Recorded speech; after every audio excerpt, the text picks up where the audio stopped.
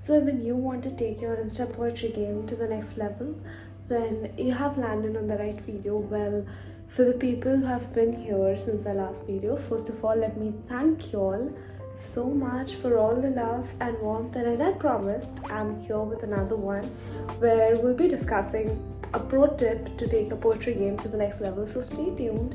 And whoever's new here, hi, I'm Ruchita. I'm a published author and a successful Instagram poet. So I'm so glad you're here.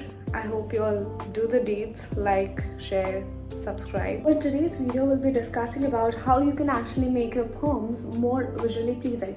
Now, how can you do this? You can include like paintings in your poems and like overlay the text over the painting, or you can take an image. If you're good in sketching and painting, you can like illustrate stuff on your own and then overlay your poetry on that. So these are all like examples of visual poetry. Now we'll know like why we need to do all of this. Like, isn't my poetry good enough that I have to actually add visuals to it? Well, there are a few of important factors why you should make your poems visually appealing. First of all is it emotionally resonates well with the audience, because if there's just a sad poem, I mean, people will just read and just move forward with the day, right?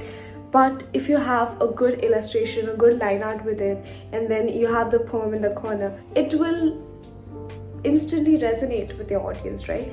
So that's one factor. Another factor is it will grab your audience retention, right? Because people just like scroll through their feeds.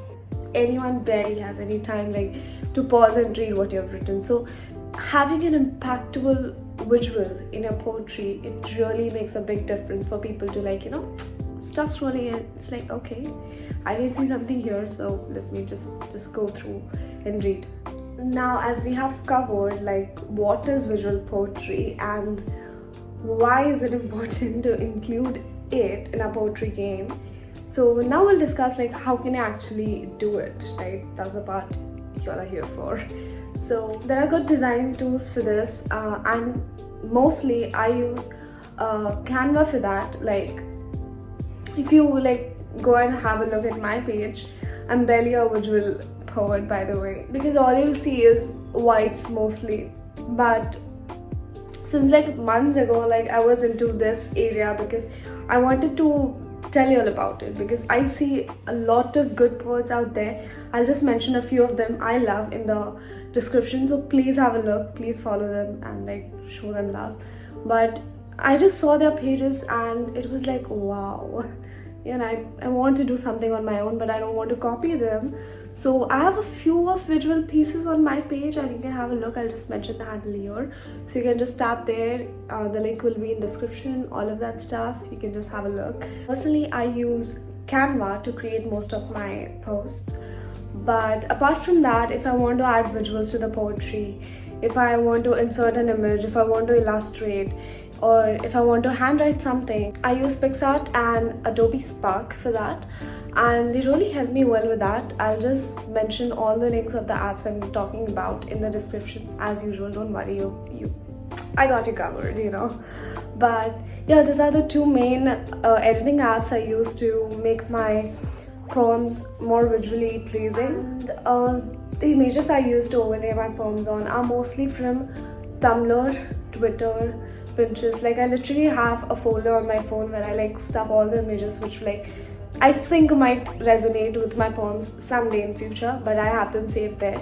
Yeah, but those are the tools I use for finding good digital art. So the homework of this video is like, go out there, explore poets whose work you love, whose poems, whose feeds are aesthetically pleasing to you all, and don't imitate them. Just take inspiration from them and create something of your own. Like, create a visual brand of your own.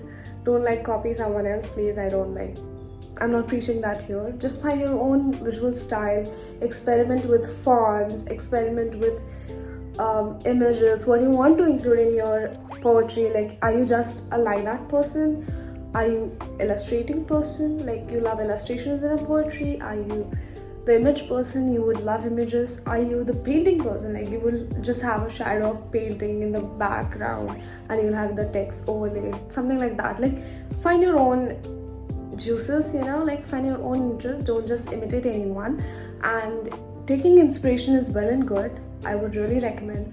So I have like mentioned my Instagram handle in the description, also I write it above here, so you can make your visual poems and tag me and I will be happy to have a look at them. But that's it for today's video. I hope it was sort of helpful, I don't know, but yeah, that's it for now. I will see you in the next one. Please stay tuned, and I'm so grateful for all the love you have shown me, and I hope it never dies, because yeah, that's all it makes me, you know. See you in the next one. Bye.